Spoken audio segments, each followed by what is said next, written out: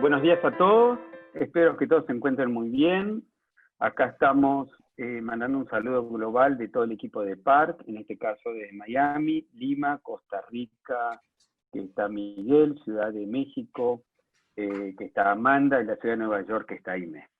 En nombre de PARC les quiero agradecer a todos por el apoyo que estamos recibiendo y transmitir nuestro compromiso, como siempre, con el arte contemporáneo y su visibilidad. Continuando con nuestro ciclo de conversaciones en la plataforma online, quiero presentarles a Miguel, a quien no lo conocen. Miguel López es escritor, investigador y curador de arte contemporáneo. Su práctica enfoca principalmente en los procesos colectivos y el arte experimental, arte feminista, y aborda los temas de género, entre otras cosas. Desde el 2007 es miembro fundador de la Red Conceptualismo del Sur, y actualmente es codirector y curador en jefe de Teorética, una organización privada sin fines de lucro que opera como una plataforma para la investigación y la difusión de las prácticas del arte contemporáneo y del Caribe. Hoy contamos con dos invitadas especiales: Aime Iglesias Luquín, que es directora y curadora en jefe de artes visuales de American Society de Nueva York, y Amanda Garza, directora general de Arte Visual y del Museo Universitario de Arte Contemporáneo MUAC, UNAM, en la Ciudad de México. Las dos estaban invitadas a participar de nuestro auditorio en la feria, y esperamos con ellas el año que viene, les esperamos contar con ellas el año que viene para que vean y descubran la escena del arte peruano. Muchísimas gracias. Miguel, te dejo la palabra. Bueno, buenos días a todos y a todas. Es un placer estar conversando nuevamente con ustedes. Como dijo Diego, dentro del programa que teníamos previsto para este año, estaban invitadas Aime y Amanda, de hecho para conversar sobre algo distinto, digamos, pero creo que inevitablemente conectado con lo que vamos a hablar hoy, que tiene que ver con las transformaciones del campo del arte latinoamericano, a partir de la mirada de ambas. Como dijo Diego, Aime es directora de Artes Visuales de la American Society, que es una institución muy importante que cumple un rol decisivo en la manera en la cual se viene representando el arte de las Américas en Estados Unidos. Y por otro lado, Amanda, que ha sido curadora por muchísimos años y ahora es la nueva directora del MUAC, que es el museo de arte contemporáneo más grande que hay en América Latina, y que ha cumplido y viene cumpliendo un trabajo fabuloso en términos de producción de conocimiento y generación de exposiciones distintas, ¿no? Basadas en el trabajo lento y riguroso, y además también desembarazado del mercado, ¿no? Entonces yo creo que la perspectiva que ambas pueden proveer, ¿no? Tanto desde Nueva York como de México, es fundamental, y en este caso remarcado a partir de la crisis que estamos atravesando. Y yo lo que les he pedido a ambas es que nos cuenten cómo sus instituciones, que son instituciones de escalas distintas, están respondiendo a la situación, ¿no? De la crisis. Yo creo que eso evidentemente está asociado a la geografía en la cual están ubicadas. Como ustedes saben, Nueva York ha sido hasta hace muy poco el epicentro del COVID-19, ¿no? Y ahora mismo eso está moviéndose lentamente hacia América Latina, siendo México como Perú uno de dos de los países más afectados actualmente por la pandemia, ¿no? En ambos casos, las instituciones han tenido que cerrar intempestivamente, así que yo quería, bueno, darles la palabra, planteándoles la pregunta inicial de cuál ha sido lo más difícil para ustedes y para sus instituciones, frente a la situación de tener que cerrar, y qué estrategias han desarrollado para continuar comunicándose con sus audiencias e incluso intentar llegar a nuevos públicos. No sé quién quiere comenzar. Aime. Amanda, ¿quieres comenzar tú? Bueno, ¿comienzo yo? Sí. Bueno, ok. Muchísimas gracias por la invitación a Miguel, a Diego y a todo el equipo de PARC. Nada, es una pena no poder estar en Lima, pero a la vez contenta de poder participar por aquí. Es que espero poder viajar pronto para conocer o ponerme al tanto más de la escena contemporánea. En American Society, a nivel personal, o sea, hay algo que hay que explicar para quien no lo sepa, que es que yo acabo de empezar una nueva gestión en octubre del año pasado, con lo cual el desafío fue un poquito doble porque esta crisis me agarra justo en el momento que estoy planteando el programa. También es una oportunidad en ese sentido, esta crisis, para poder tomar más tiempo para pensar mi programa y tratar de consolidarlo de una manera más clara. Recibo una institución súper sólida, que es American Society, para quien no lo sepan, es probablemente la primera o segunda sala dedicada al arte latinoamericano en Estados Unidos. Se funda a mediados de los 60, y como dijo Miguel, ha tenido un rol como bastante importante en la configuración de ciertas problemáticas de qué significa lo latinoamericano, curiosamente desde fuera de América Latina, ¿no? Desde Nueva York, pero en conexión con eso. Y nada, me agarró con la misma sorpresa que a todos, no hay mucho embelezamiento que se le pueda hacer al asunto. Nosotros habíamos abierto una exhibición de Feliciano Centurión el 13 de febrero. Es una exhibición que se armó con mucho esfuerzo y mucho entusiasmo. Apenas empecé la gestión en octubre, la armamos muy rápidamente con Gabriel Pérez Barreiro, el curador que viene trabajando sobre la obra de Feliciano hace muchísimo tiempo.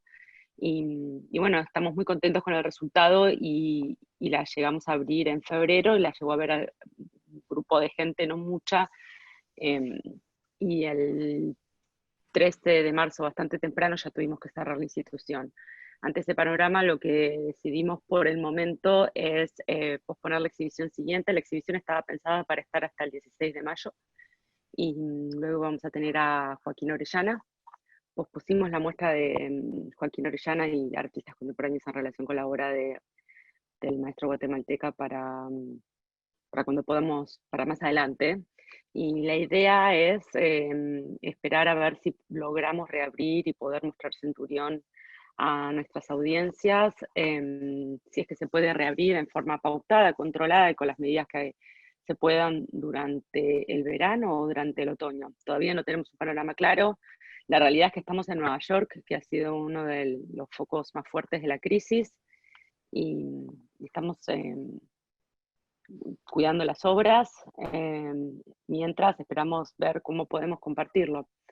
La primera reacción fue, o sea, desde el comienzo de mi gestión, eso es algo que yo había planteado, la necesidad de fortalecer la presencia en redes sociales y a través de Internet para American Society. Creo que es algo que se le requiere a los museos hoy día en todo sentido, pero en particular me parecía importante para American Society porque es una institución que tiene o sea, sirve a una comunidad en Nueva York y en Estados Unidos, y sin embargo también sirve a una comunidad internacional en todas las Américas, y ha tenido históricamente ese diálogo. Entonces era muy importante como fortalecer, como parte de mi programa, toda la presencia a través de redes digitales, y poder, empezamos inmediatamente a pasar por YouTube todas las conferencias que hacíamos en vivo para que puedan ver la gente desde todo el continente, y también desde Europa, por supuesto, o desde donde fuera.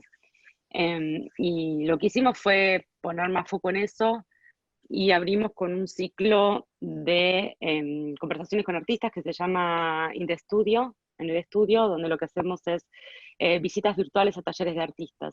Eso lo empezamos en la semana del 20 de marzo, inmediatamente apenas empezó la crisis. Es algo que teníamos pensado hacer en persona, invitar a artistas a American Society a que den una conversación replicando la dinámica de un studio visit, de una visita a taller de artista, y lo hicimos en forma digital a través de Instagram, y estamos teniendo resultados buenísimos.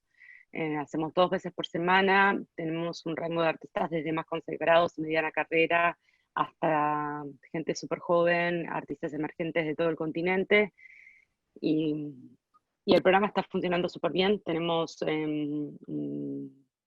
un rango de audiencias bastante alto todas las semanas, y además muchísima gente que lo ve luego, porque se sube a YouTube y a nuestro website y queda guardado también en nuestra página de Instagram. Y estamos muy entusiasmados con eso, porque permitió, dentro de lo que es esta crisis, acelerar un proceso de tratar de aumentar nuestras audiencias, que es algo que hacía falta hacer.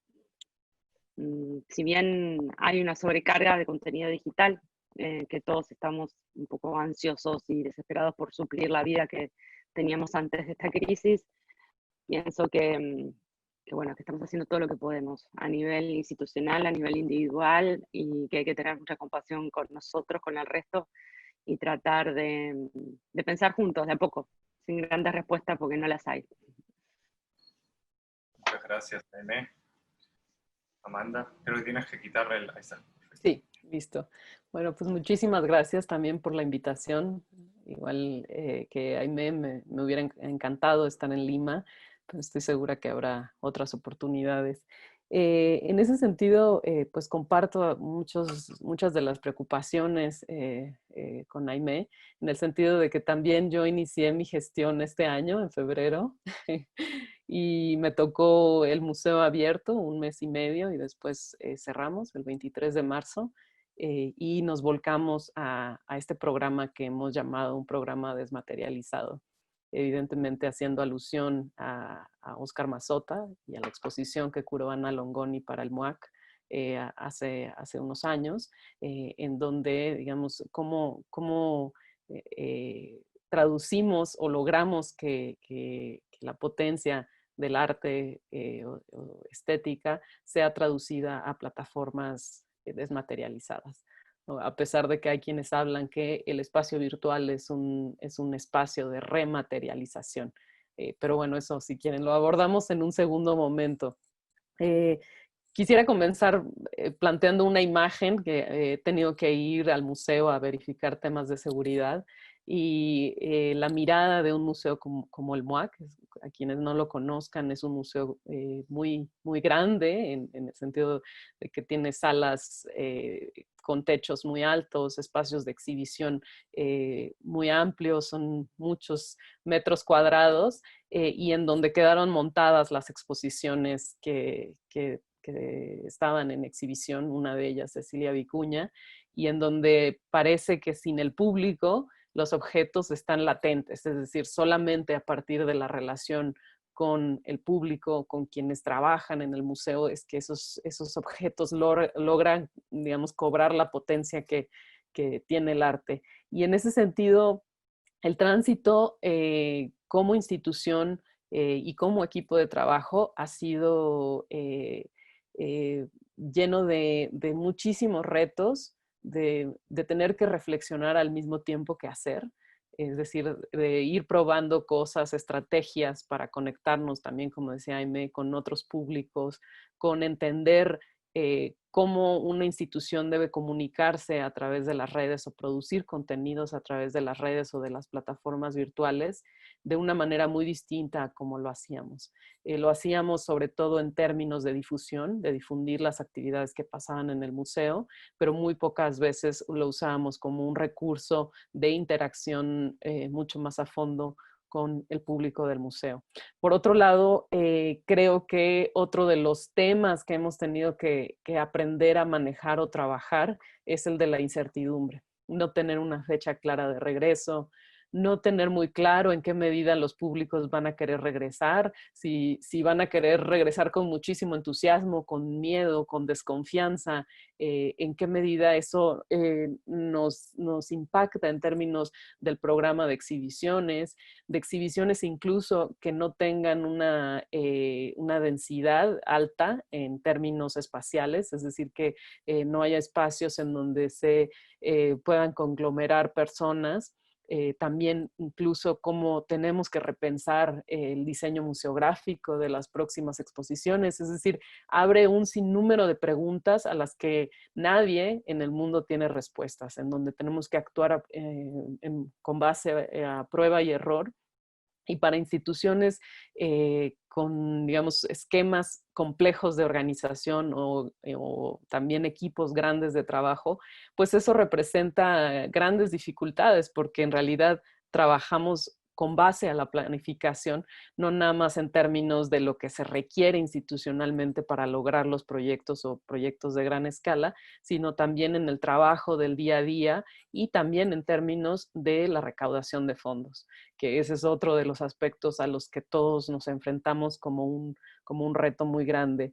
Y en otra dirección, que es justamente la reflexión sobre cuál es nuestro papel hoy en día frente a la crisis. Más que nunca, pensar qué significa un museo situado, es decir, qué significa pensar a la institución, qué es el museo hoy si no está abierto, cuál es la función del museo en ese sentido.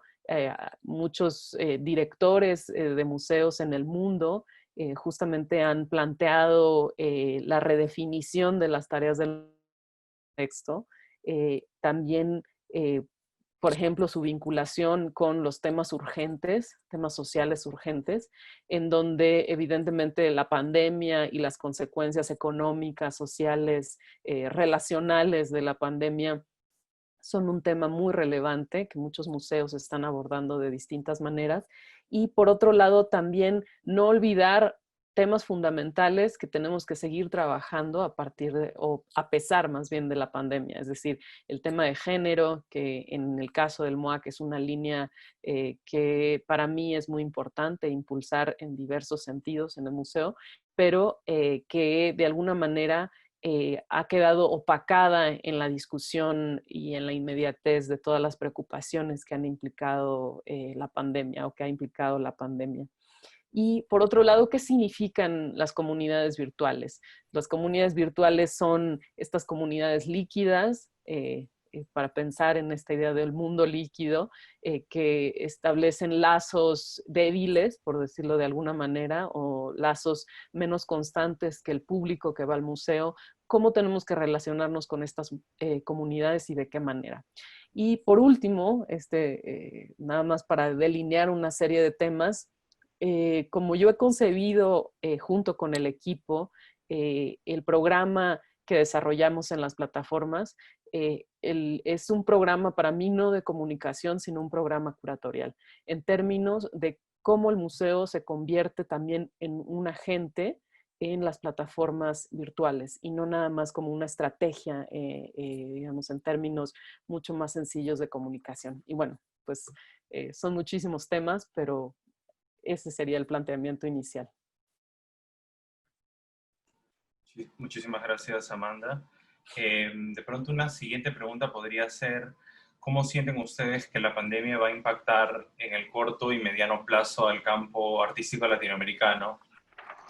Tal vez al de sus propios contextos donde ustedes operan, pero también a una escala más grande. ¿Cómo creen que eso va a afectar la velocidad, por ejemplo, de los proyectos? ¿Cómo va a afectar los presupuestos? ¿Cómo va a afectar incluso el interés por determinados temas, ¿no? ¿Cómo sienten ustedes que va a cambiar el campo latinoamericano y de pronto qué acciones se pueden tomar para poder atajar alguno de los efectos negativos de esta situación?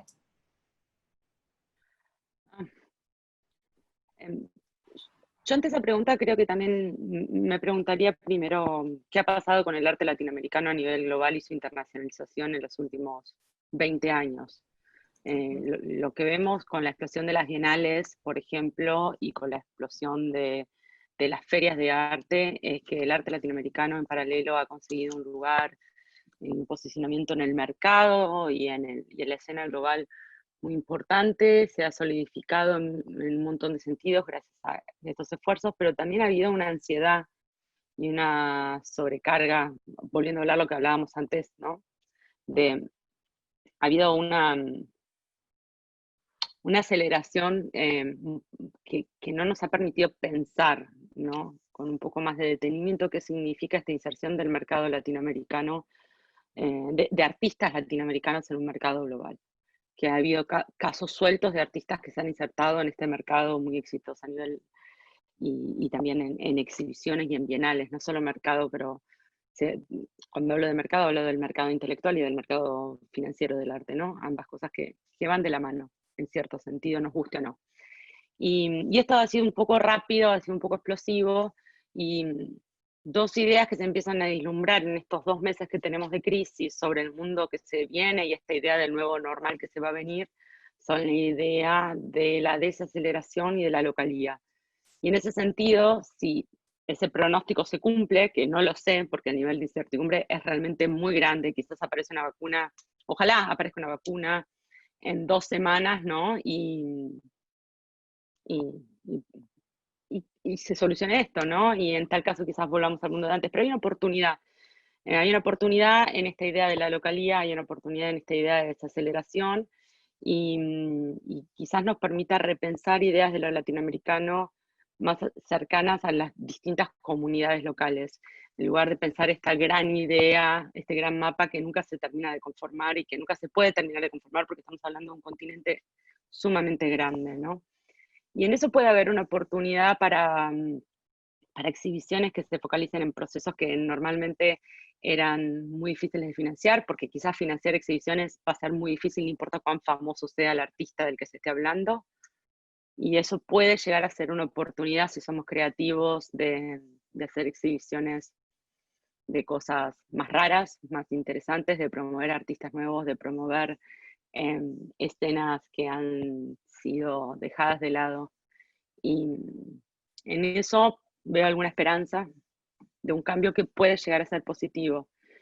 También temo, porque soy una pesimista nata, ese es un problema personal mío, que en verdad lo que termine pasando es una mayor concentración de riqueza, una mayor concentración de recursos económicos, pero también intelectuales, que limite la cantidad de voces que llegan a expresar lo que hay para discutir. Y bueno, va a haber que pelear para que no sea ese el caso, me parece. Evidentemente es difícil saber con certidumbre hacia dónde se van a mover las cosas, pero bueno, podemos tener algunas ideas, como lo planteaba Aimé, y también algunos deseos de hacia dónde queremos que vaya esto, ¿no? Por un lado, evidentemente, la crisis económica que está ya sucediendo, el momento de recesión que van a sufrir las economías también latinoamericanas, incluida la mexicana, eh, evidentemente pues va a traer consecuencias muy difíciles tanto para las comunidades artísticas como para las instituciones en ese sentido. Probablemente un proceso de precarización mayor al existente en el caso de América Latina, en donde de por sí las condiciones de trabajo para muchos artistas son lejos de ser ideales. Entonces, en ese sentido, también las instituciones tenemos una obligación de repensar de qué otras maneras podemos trabajar y cómo no abonamos a esa precarización, a pesar de que en el caso, por ejemplo, de México, los recortes gubernamentales sobre instituciones públicas van a ser muy fuertes en este año y probablemente el siguiente. Creo que en ese sentido hay también grandes preguntas sobre si es el fin de los blockbusters o de las grandes exposiciones para los museos. Hay que ver si es en realidad una especie de optimismo del momento o realmente se va a sostener como algo que logre, digamos, que las instituciones cambien este tipo de lógicas. Y en ese sentido también creo que pensar con miras, a, como comentaba Aimé, en prácticas más experimentales, otras formas de relacionarnos, va sin duda a jugar parte en lo que viene en el futuro.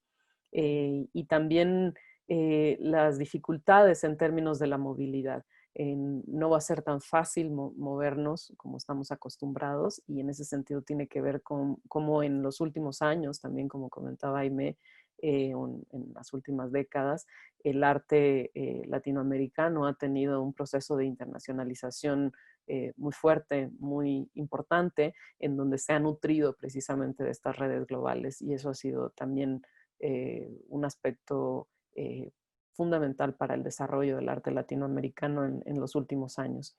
Y en ese sentido creo que nuevamente las instituciones en América Latina tenemos que pensar en otras formas también de trabajo, de tal manera que podamos abonar a que digamos, siga siendo un campo fértil, un campo vivo, también en situaciones de crisis. Normalmente las iniciativas independientes, los espacios, digamos, de producción artística independientes tienden a florecer ante las situaciones o condiciones económicas extremas, como lo hemos visto en diversas crisis económicas en varios países en América Latina.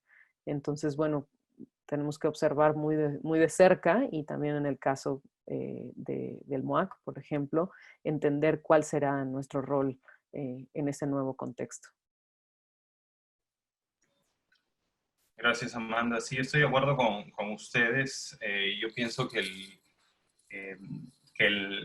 la situación actual que enfrentamos nos obliga a repensar el nivel de velocidad en el cual estábamos todos inscritos, más allá de operar desde el campo latinoamericano, ¿no? Creo que el mundo del arte se había vuelto prácticamente insostenible, ¿no? Y yo creo que ahora la pregunta que también tiene implicancias económicas es cómo podemos imaginar un mundo del arte que realmente sea sostenible en términos ecológicos, ¿no? Y que sea sostenible también para las comunidades locales, ¿no? Porque este vuelco hacia lo global que todas las instituciones han sufrido, y yo creo que un ejemplo muy interesante de ello es la transformación del Museo del Barrio en Nueva York, ¿no? Cómo pasó de ser un museo local, digamos, en diálogo con una comunidad específica, a poder abrazar este modelo más global.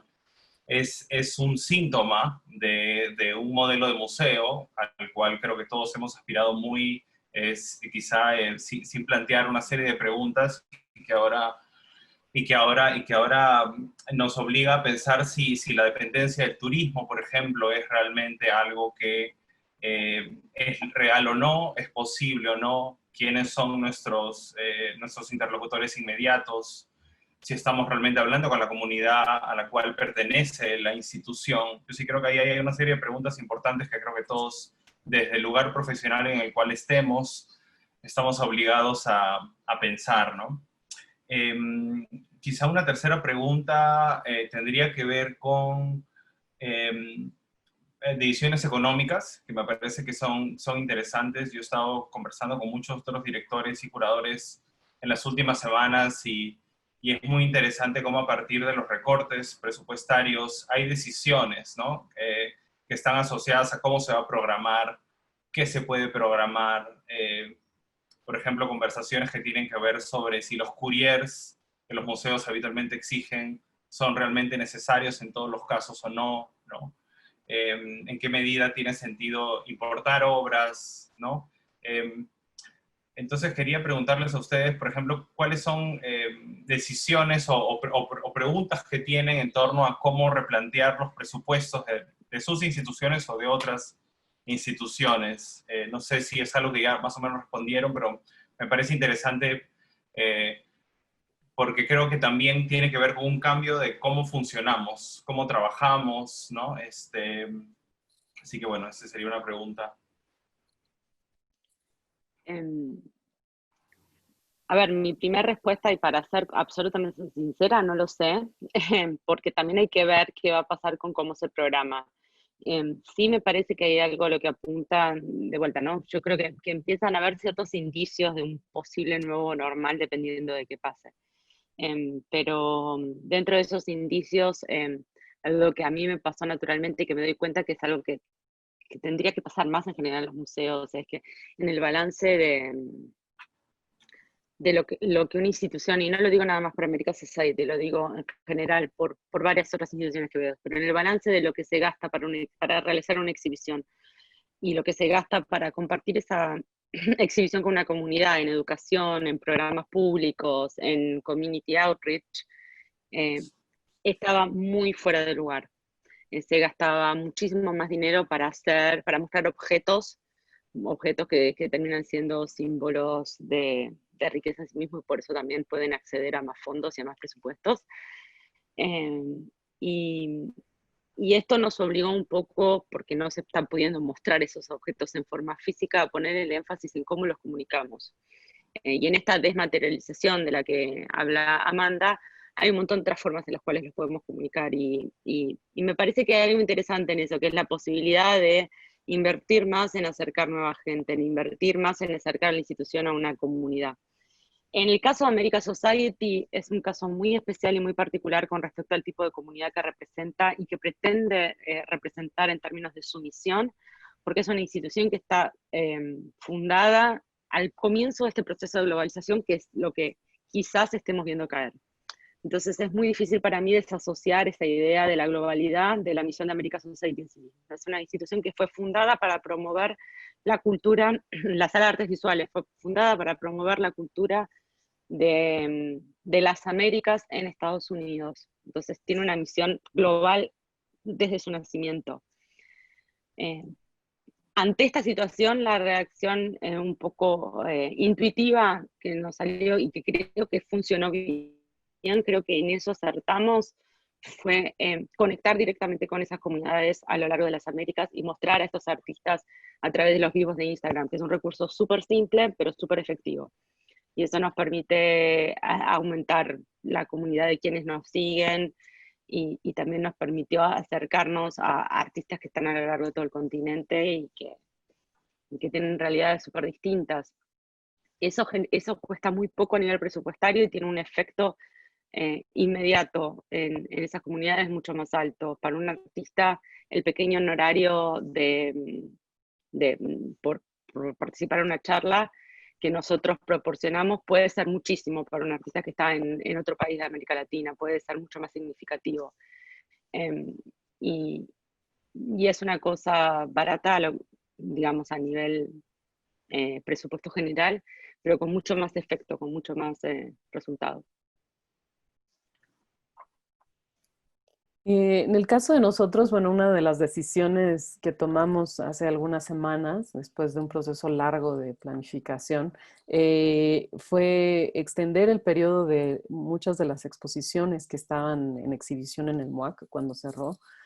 Por otro lado, pues eso implicó obviamente el aplazamiento de algunos proyectos o el desplazamiento en el tiempo de algunos proyectos y también decisiones específicas de proyectos que implican interacción directa del público, es decir, piezas que por sus características implican que el público participe directamente.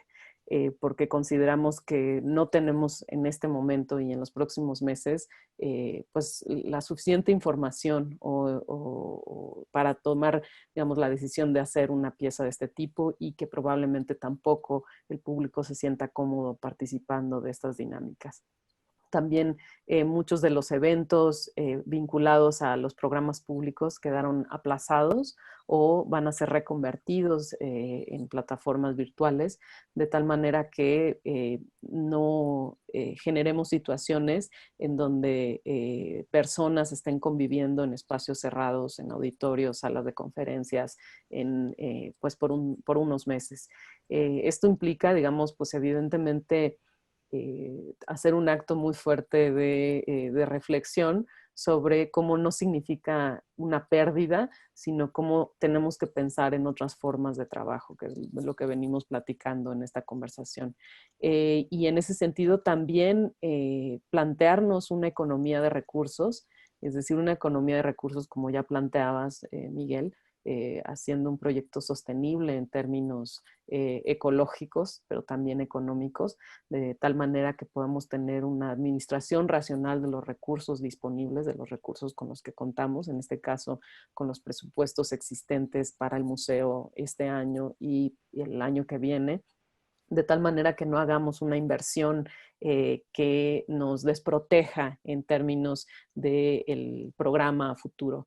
Y estas decisiones también tienen que ver con elegir los proyectos que consideramos estratégicos y relevantes en términos de nuestras líneas de trabajo.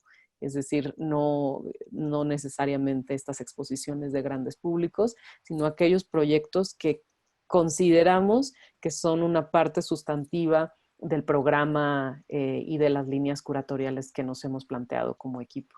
En ese sentido, justamente es preservar, digamos, este núcleo que consideramos es el corazón del museo y de cómo se ha definido el MUAC en términos de su vocación y de sus líneas de trabajo. Y por otro lado, también generar una serie de alternativas y que implican pensar el espacio público El museo en ese sentido probablemente el próximo semestre va a trabajar sobre algunas comisiones específicas para espacio público, pensando justamente en que los espacios abiertos son espacios mucho más seguros para hacer actividades con público.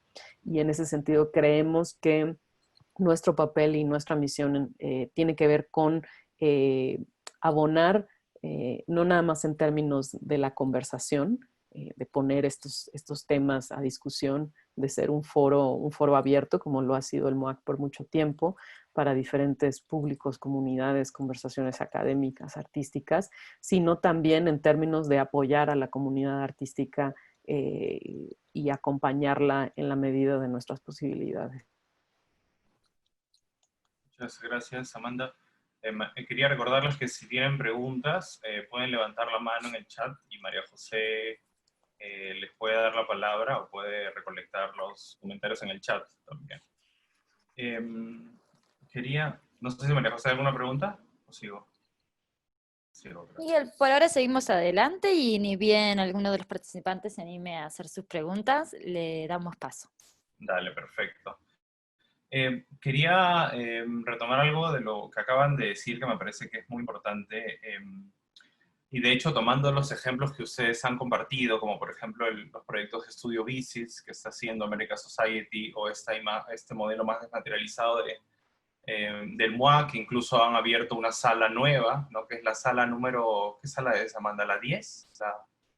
La sala 10, sí. La sala 10, que es una sala inmaterial, donde están exhibiendo proyectos. Y es que lo que están logrando es mantener una conversación internacional en un momento en el cual estamos siendo peligrosamente asediados por un discurso de retorno hacia lo nacional, ¿no? Creo que la manera en la cual se han cerrado las fronteras tan intempestivamente, e incluso la manera en la cual se proyectan los apoyos en el mundo del arte, etcétera, todas pasan por una lógica de Estado-nación, que creo que directa o indirectamente refuerza un modelo proteccionista, nacionalista, que incluso puede tener una especie de contraparte xenofóbica, ¿no? Y creo que es muy importante en el campo del arte poder seguir pensando internacionalmente, pero al mismo tiempo ofrecer maneras o estrategias de crecimiento, ¿no? Que siento que es lo que ustedes están de alguna manera proponiendo, ¿no? De crecimiento en términos de espacialización, de crecimiento en términos económicos, ¿no? Cómo poder utilizar de manera más inteligente los recursos, ¿no? Como decía Aimé, los recursos de pronto que en Nueva York no son tan significativos, en otra ciudad del continente pueden realmente representar un aporte sustancial, ¿no? Entonces creo que ahí hay un proceso importante que las instituciones están enfrentando, ¿no? Sobre cómo no dejarse arrastrar por ese torbellino del cierre de fronteras, de la protección hacia sí mismo y poder ofrecer un diálogo global que además nos permita también tener distintos entendimientos de la pandemia, ¿no? Porque creo que también corremos el riesgo de que el relato de la pandemia quede capturado desde un conjunto de cuerpos o de perspectivas específicas, ¿no? Y cómo más bien podemos abonar a que exista una pluralidad de experiencias de la pandemia, porque evidentemente, de acuerdo al lugar en el cual estás, tu entendimiento y tu manera de sentir la pandemia difiere drásticamente, ¿no? Entonces, sí es importante poder apuntar hacia esa mirada más plural, ¿no? Del COVID-19, ¿no?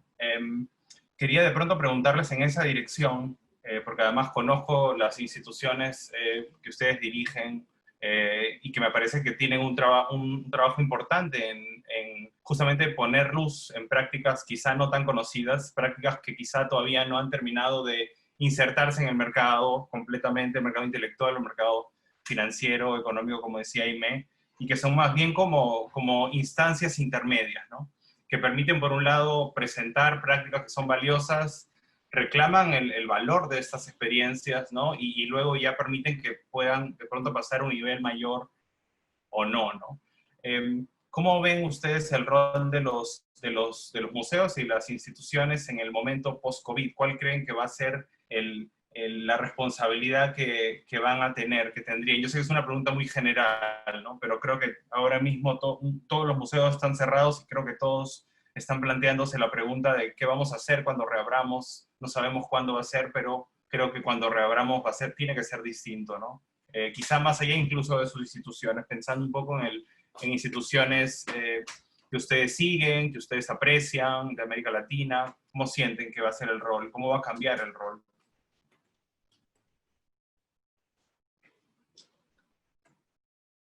Ay, creo que están en mute ambas. Amanda, ¿quieres responder tú primero? Bueno, si quieren ahora voy yo primero y después seguimos. Bueno, creo que has planteado algo fundamental, que es cómo no volvernos justamente parroquiales, ¿no? En el peor sentido de la palabra, en el sentido de mirarnos el ombligo y solamente pensar que la solución está en mirarnos a nosotros mismos o incluso en reproducir este tipo de discursos nacionalistas en donde lo que hay es el miedo al otro, ¿no? El miedo al otro que es el contaminado, ¿no? Por digamos, estos imaginarios también sobre la enfermedad, que eso es algo, digamos, muy, muy complejo con lo que tenemos que lidiar. En ese sentido, cómo impulsar una conversación que sea cosmopolita en ese sentido, ¿no? Por ejemplo, algo que para nosotros ha sido importante es que lanzamos un podcast que se llama Gran Hotel Abismo, que está disponible en Spotify y iTunes y en la página del MUAC, en donde justamente estos primeros capítulos es un dossier de conversaciones con diferentes personas sobre la pandemia. Y en ese sentido, para nosotros ha sido muy importante que en las entrevistas esté incorporada la conversación sobre cómo se ha vivido en Asia, digamos, que fue en algún momento el epicentro de la pandemia, cómo se ha vivido toda esta circunstancia, desde, digamos, agentes culturales que están actuando allá, ¿no? Tuvimos, por ejemplo, una entrevista con Cosmin Costinas y con Inti Guerrero, ¿no? Que trabajan, digamos, en el continente, y por otro lado también con una pareja de periodistas que viven en China y que platican un poco de cuál ha sido su experiencia en términos de trabajo, desde los proyectos que están realizando.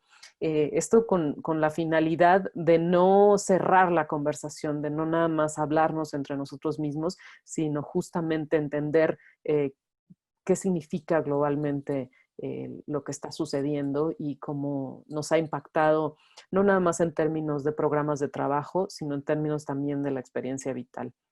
Y en ese sentido, creo que, por ejemplo, en la charla que tuvo Marcelo Expósito en el proyecto de conversaciones sobre la pandemia también que está realizando con Manolo Borja Villel, Manolo habla de un museo que cuida, ¿no? Es decir, que ese es el horizonte del museo en los próximos meses. Un museo que cuida, que es capaz de albergar, de contener, de cumplir otro tipo de funciones distintas a las que venía haciendo, por ejemplo.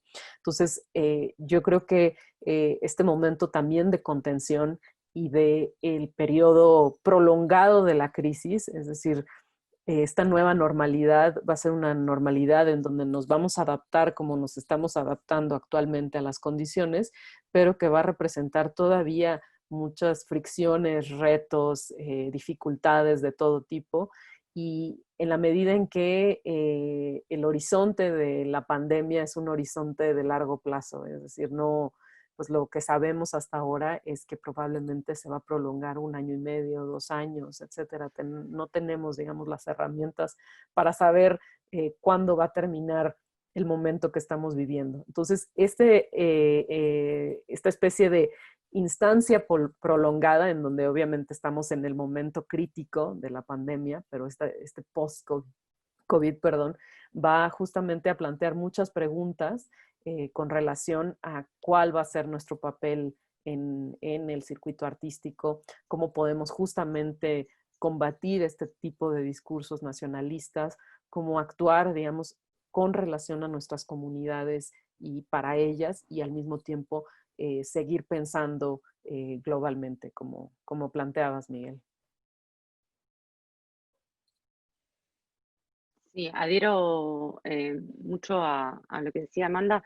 Algo que me parece que va a ser importante también pensar, algo que a mí me preocupa estando aquí en Estados Unidos, es que trato de seguir también bastante las discusiones a nivel político, es decir, a nivel gobierno, del tipo de reglamentación y de ideas de cómo va a ser una reapertura, en este caso de Nueva York, pero en el caso de Estados Unidos. Como deben saber, si están siguiendo las noticias, en Estados Unidos hay un debate muy fuerte sobre la idea de reabrir y cómo. Y hay, digamos, hay partes de Estados Unidos que ya están reabriendo y viendo cómo están subiendo los casos inmediatamente. La idea del Estado y la idea de un Estado protector en Estados Unidos está relegada desde hace muchísimas décadas. Entonces estamos en un contexto en el cual no, es muy difícil pensar esta idea del museo protector del que está hablando Amanda y con el que todos admiramos tanto, ¿no? Del museo como una institución que representa al Estado, la idea de nación en el buen sentido, ¿no? Si bien el museo siempre fue una institución súper problemática. Aquí en Estados Unidos ni siquiera eso se suele fortalecer. Sin embargo, hay un rol cívico del museo y están empezando a reabrir. Abrió la semana pasada el Museum of Fine Arts en Houston con una serie de medidas muy específicas, y cuando uno lee las entrevistas con Gary Tinterow, el director de la institución, o sea, él habla, o sea, es posible reabrir el museo mucho más de lo que es posible reabrir otro tipo de instituciones culturales, ¿no? Y otro tipo de actividades culturales como ser un concierto o como ser, digamos, otras instancias de lo público. Entonces hay que prepararnos para esa reapertura, y es verdad que el museo da un sentido de actividad y un sentido y un espacio de pensamiento que es muy importante, que se vuelve bastante clave. Por supuesto, el museo en Houston reabrió por reservas y se agotaron rápidamente la capacidad, o sea, y por capacidad limitada, se agotaron las reservas muy rápidamente, porque es una institución que sirve mucho más de lo que pensamos. Por más que nos parece anticuada y que tenemos que repensarla, es una institución que sigue teniendo un rol muy importante en la sociedad. Y eso es algo que también puede pasar en forma digital, pero que tiene que pasar en forma física también. Y en ese sentido me parece que algo bueno que está pasando, volviendo a tu comentario sobre lo global, es la nueva idea de conectividad, las nuevas redes de consulta entre instituciones que están surgiendo, instituciones de América Latina donde los directores se consultan y tratan de pensar colaborativamente cómo reabrir y cómo sobrepasar la pandemia, cómo repensar las ideas de los presupuestos. Aquí en New York también hay varias redes que se están armando, y eso me parece que es algo muy positivo y que podría llevar a una idea de exhibiciones realmente itinerantes, en fin, de compartir esos esfuerzos. Miguel, tenemos una pregunta de Luis Oganés. ¿Te parece abrir con esta pregunta? Adelante, hola Luis, ¿cómo estás? Hola Miguel, ¿cómo estás? Gracias nuevamente por moderar estos conversatorios, y gracias a Jaime y Amanda por compartir sus experiencias con las instituciones que ustedes dirigen. Quisiera preguntarles, tratar de hacer un poco lo mismo que hemos hecho en conversatorios pasados con gente por el lado comercial del ecosistema de arte contemporáneo, que eran galeristas, y es pedirles si se pueden imaginar, no sé, 2 años, de acá en 2 años, cuando ya supuestamente hayan descubierto, desarrollado una vacuna o haya un tratamiento probado de minimizar los síntomas o qué sé yo del COVID, y que haya más confianza de poder nuevamente interactuar físicamente. ¿Ustedes qué creen de lo que está pasando en estos momentos va a quedar o debería quedar en términos de todos los ajustes que todos estamos haciendo a este tipo de show? ¿Ustedes creen que, por ejemplo, si ahora tienen, qué sé yo, por decir 3 o 6 o 9 exhibiciones programadas para un año. ¿Ustedes creen de que estas exhibiciones van a ser un número mayor, un número menor, van a durar más, van a durar menos? ¿Creen de que va a haber una necesidad de mantener contenido virtual en adición a la exhibición de obras físicas? Primero, porque a lo mejor los presupuestos no van a dar para tener solamente todo físico, o segundo, porque a lo mejor este proceso de democratización del arte que estamos de alguna manera experimentando es algo que debería quedar, ¿no? Y aquellos que no puedan viajar deberían poder experimentar la exhibición. Y lo pregunto porque en mi propia línea de trabajo, que trabajo en finanzas, o sea, sinceramente, antes me la pasaba 40% de mi tiempo viajando por todos lados. Yo creo que eso no va a regresar. Inclusive cuando volvamos de vuelta a la oficina, etcétera, creo que es lo que está pasando ahora, está probando de que muchos de esos viajes eran seguramente innecesarios. Y eso, por extensión, seguramente va a hacer de que también viaje menos a menos ferias, menos exhibiciones en persona, y me imagino que si así piensa mucha gente, va a haber a lo mejor menos público, menos transeúntes, menos, y va a obligar a un ajuste más permanente, ¿no? Pero quisiera tener sus impresiones como por el lado de instituciones artísticas como las que ustedes dirigen. Muchísimas gracias. Sí, con respecto a eso, como yo comentaba en la charla, para mí fue una preocupación previa a la pandemia, porque precisamente al American Society ser una institución que tiene un público dentro y fuera de Nueva York, era muy importante reforzar esa comunicación, y el modo de hacerlo era virtual, ¿no? Y por un lado tiene que ver con un mundo que está cambiando, con la idea de modernizar la institución, pero también con esto de que las audiencias de los museos hace muchísimo tiempo que no son solamente las personas que tienen la posibilidad de visitar el museo. O sea, en parte porque American Society, estando en Nueva York, recibe muchísimo turismo, gente que viene ocasionalmente y luego se va. Y también en parte porque o sea, genera contenidos y tiene un rol en la historia de lo que es el arte latinoamericano hace muchísimas décadas, y eso sucede por fuera de Nueva York y del espacio físico de la sala, ¿no? Entonces poder generar mayor contenido digital y poder generar la transmisión de las conferencias en vivo fue una de las primeras prioridades que planteé yo cuando estaba aplicando al cargo. En la serie de entrevistas hablé mucho de eso. Y para mí es algo que tiene que quedar, es algo que tiene que quedar no solo en American Society, sino en la mayor cantidad de instituciones posibles. La idea de, a ver, todos, fue muy rápido como todos nos acostumbramos a la idea del Zoom. Yo estoy aprendiendo tanto de los Zooms en los que puedo participar. A la vez me imagino que cuando el mundo vuelva al normal o vuelva a un nuevo normal, no vamos a tener tiempo. Creo que hoy día ya no tenemos tiempo para tantos Zooms, ¿no? No sé qué les pasa a todos los que están mirando, pero uno empieza a armarse un calendario y se va llenando de conferencias y cosas. Pero tener la posibilidad de hacerlo es fabuloso. O sea, es increíble que hace 3 meses uno no podía tener la oportunidad de ver esta charla salvo que hubiera ido físicamente a Lima. A mí me encantaba viajar por el mundo, lo voy a extrañar un montón, pero la verdad que no era sostenible ni ecológicamente ni financieramente, no es el mejor uso de los recursos. Es lógico que eso se reduzca y está bien, y va a generar un mundo un poco más justo, ¿no? Quizás. Evidentemente también creo que vamos en esa dirección en términos de que parte del programa se va a sostener virtualmente.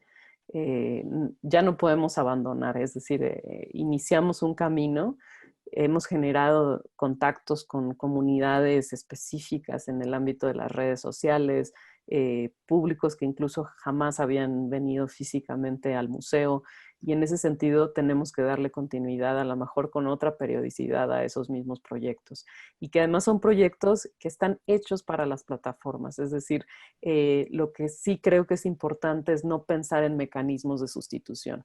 Por ejemplo, yo sé que muchos museos, pues es el único recurso que han tenido, hacer visitas virtuales o recorridos virtuales o platicados de exposiciones que existen físicamente, pero sinceramente es muy difícil hacer eso. Es decir, una exposición no se puede experimentar virtualmente, una exposición que existe físicamente. O sea, podemos en términos de comunicación o informativos, pero es una experiencia insustituible. Por eso es que tenemos que pensar en lógicas en donde los contenidos que generemos para las plataformas existentes en redes sociales o en las páginas web de los museos o webinars, etcétera, sean pensadas específicamente para los lenguajes, es decir, para cómo se articulan las comunicaciones y cómo son usadas también por los usuarios de estas redes, qué tipo de contenidos podemos propiciar para esas plataformas, en lugar de pensar en mecanismos de sustitución. En ese sentido, creo que también va a ser muy importante. Nosotros, como ya comentaba Miguel, tenemos la sala 10, vamos a mantener la sala 10, porque hemos encontrado que, de hecho, la gente o el público se queda viendo los videos mucho más tiempo que en las salas de exhibición. Es decir, el promedio, como saben, más hay quienes sí vemos una pieza completa y nos quedamos una hora o 30 minutos o 20 minutos, un video en una sala de video, en una banca muy incómoda normalmente, pero la gran parte del público, la gran mayoría del público no se queda tanto tiempo, se queda a veces un minuto o menos. Hay estadísticas al respecto.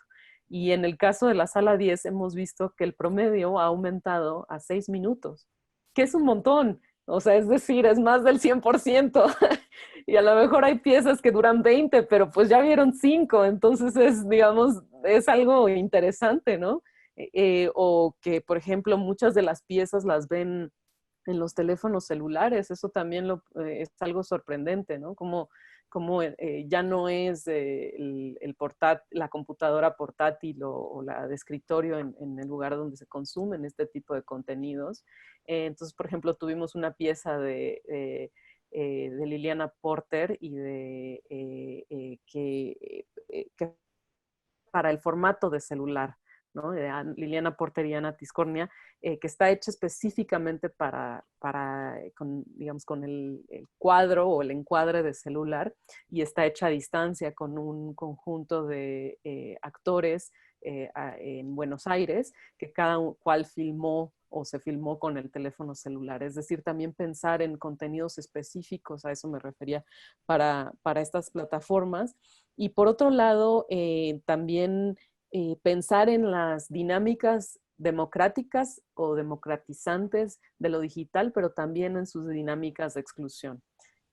Más en América Latina, en donde si bien muchísima gente tiene un smartphone o un teléfono inteligente, no tienen siempre el dinero para tener datos, ¿no? Porque se conectan a redes a redes inalámbricas gratuitas en espacios públicos o en las escuelas o donde lo puedan hacer. Entonces, también, ¿qué otras dinámicas de exclusión generan los programas digitales? O, por ejemplo, algo a lo que nos hemos enfrentado nosotros es a un diagnóstico de cómo nuestro sitio web no es necesariamente inclusivo para personas con discapacidad, ¿no? Es decir, también tenemos que pensar en esa dirección en términos de nuestras responsabilidades y de entender también las limitaciones de lo digital. Entonces el museo tiene que pensar todavía en muchas otras direcciones sin pensar que necesariamente lo digital resuelve algunos de los problemas ya existentes para el museo, ¿no? Entonces, digamos que en ese sentido, también yo creo que es algo que comparto con Aimee. A mí me gusta viajar mucho en términos de lo que significa estar en contacto con otros, conversar con otros, tener la experiencia de estar en otro lugar, de conocer de primera mano, hacer una visita de estudio, es decir, todo eso que realmente forma parte de la producción artística y de cómo nos relacionamos. Y en ese sentido, pues sí, evidentemente eso también va a cambiar y tenemos que encontrar, digamos, otras formas también para conectarnos sin pensar que lo virtual va a sustituir todo. Es decir, hay ahora muchas reflexiones también sobre los excesos de la virtualidad, ¿no? El Zoom posibilita, pero al mismo tiempo es sumamente agotador para el cerebro, ¿no? Esta imposibilidad, por ejemplo, de entender la gestualidad de vernos a los ojos a través de una cámara. No sé si la gente me está viendo o no me está viendo a los ojos, y las dificultades incluso del cerebro para interpretar la gestualidad, las pantallas múltiples. Es decir, es un mundo todavía desconocido para nosotros, a pesar de que ya veníamos trabajando en estas conexiones distantes, pero que también nos van a convocar a muchas reflexiones, y también van a cambiar las dinámicas de trabajo, a veces en un sentido positivo. Para mí ha sido una experiencia pues difícil, pero al mismo tiempo muy interesante. Por ejemplo, en términos de las funciones de los equipos de trabajo, han cambiado por completo. Hemos hecho sin sonar, digamos, como que hemos alcanzado una utopía, ni mucho menos, porque ha sido muy difícil trabajar desde casa todo el tiempo. Por ejemplo, funciones mucho más horizontales de producción, en donde algunos equipos, por ejemplo, del área de comunicación, han tenido que intervenir en producción directa de contenidos y no nada más en estrategias de comunicación o de difusión de contenidos de otras áreas. Entonces hemos creado equipos de trabajo que tienen que hacer funciones múltiples, pero que al mismo tiempo tienen que involucrarse totalmente en la producción de A a B y generar el do it yourself, porque pues eso es lo que hay con el celular, con las herramientas que tengan, con el internet malo que tengan, pues hay que resolver las cosas, y a lo mejor también transitar a esta idea de no todo lo que se produce tiene que estar refinado con una estética súper acabada, porque eso es imposible bajo las condiciones bajo las cuales estamos produciendo y viviendo, ¿no? Entonces también, digamos, por otro lado, las redes permiten esa agilidad en donde a lo mejor pues la pantalla se frisea de repente, algo que sería imposible de generar o de aceptar en términos de pasar un video, incluso de una entrevista de un artista de programas públicos en el video wall de la sala educativa del museo, que no estuviera perfectamente bien editado, bien hecho, súper depurado. Entonces también ha traído muchas preguntas en términos de cómo funcionan internamente los equipos de trabajo. Muchas gracias. Gracias, Amanda e Aimé. Bueno, yo sé que ya tenemos que cerrar en un par de minutitos, pero quería redondear algo de lo que están diciendo ahora, y tiene que ver con cómo algo que se nos revela a partir de esta situación es que las instituciones tenemos que realmente ser accesibles o buscar maneras de ser accesibles lo más posible, ¿no? Y yo creo que ahora más que nunca que no es posible el contacto físico, empiezan a surgir una serie de preguntas sobre qué implica ser accesible para quién, con quién nos estamos comunicando, lo que tú decías, por ejemplo, Amanda, de la web como tal, pensar la web, la estructura, si es, por ejemplo, amigable para las personas que no pueden oír, ¿no? O que no pueden ver. Entonces, ¿cómo poder plantear un tipo de lenguaje más complejo, ¿no? Que es algo que el arte en general siempre está preguntándose, qué tipo de, cómo transformar el lenguaje, ¿no? Y ahora a las instituciones les toca también repensar su propio lenguaje, sus maneras, sus canales, lo cual me hace pensar también en la educación, que yo creo que es otro aspecto que se ha visto tristemente afectado en esta pandemia, ¿no? Hay muchas instituciones que han dejado que gran parte de sus equipos de educación se vayan de las instituciones ante en fin, el descalabro económico, pero creo que las instituciones ahora también tienen la responsabilidad más apremiante de apostar la comunicación y pensarla en su complejidad, ¿no? Y no solamente como una especie de aditamento paternalista, sino pensar la educación como un canal que hace preguntas, ¿no? que complejiza, que interpela, que pregunta más a la institución en sí misma, ¿no? Y no solamente que es algo que está disponible para las personas que visitan los museos, sino que interpela a la estructura institucional como tal. Así que, no sé si Diego, tú querías cerrar. Estás con el mute. Ahí está. Ahí estoy. Sí, cerrar. Primero, además, les quiero agradecer, la charla resultó súper interesante. Yo creo que lo que nos está pasando con los museos y con la parte viral de Internet nunca va a reemplazar el cambio. O sea, estar delante de una obra, estar en un museo, es algo que va a continuar y lo necesitamos. Pero también lo interesante de esto es que vamos a estar sabiendo lo que está pasando en el mundo, porque todo el mundo va a estar muy acostumbrado a entrar a las redes, a mirar un poco. Eso es lo que sacamos así como de positivo, el tema un poco así del COVID. Y después veremos cómo resulta todo. Les quiero agradecer a las dos, espero tenerlas y recibirlas el año que viene en Perú, si Dios quiere y todo va bien. Agradecer a toda nuestra audiencia que nos sigue, recordarles que la feria virtual va a estar abierta hasta, esta es nuestra última semana, los últimos días, para que no la recorrieron. También contarles que tenemos el canal de YouTube, que es Perú Arte Contemporáneo, donde van a poder ver todas las charlas que tuvimos durante todo este mes de mayo. Y mencionar el trabajo que están apoyando y que está Miguel, también con el tema de las comunidades indígenas amazónicas en el Perú. En estos momentos se puede hacer una donación que uno puede con $150 comprar una obra de 200 que hicieron 250 artistas, más de 400 obras. Me parece que es una muy buena manera de apoyar. Eso pueden entrar a la página de Parc,